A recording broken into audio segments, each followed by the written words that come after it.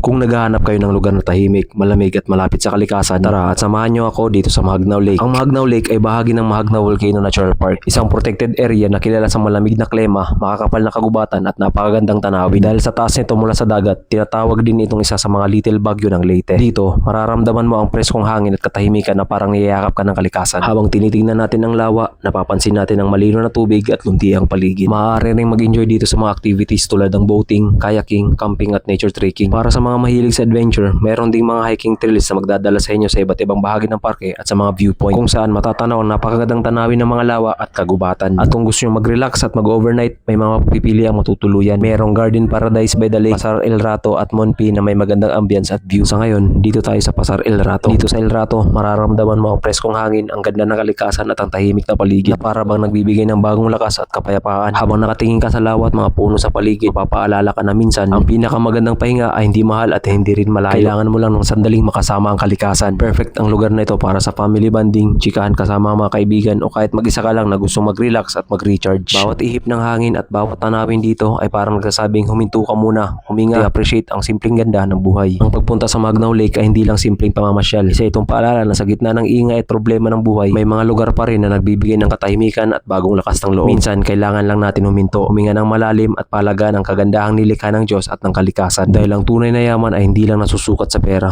kundi sa mga alaalang nabubuo at kapayapaang nararamdaman natin sa mga lugar na tulad nito. Itong Mahagnaw Lake, isang nakatagong paraiso sa puso ng Leyte na nagpapatunay na ang pinakamagandang tanawin ay kadalasang matatagpuan sa mga lugar na hindi natin inaasahan. And that's it for today's video. Follow for more.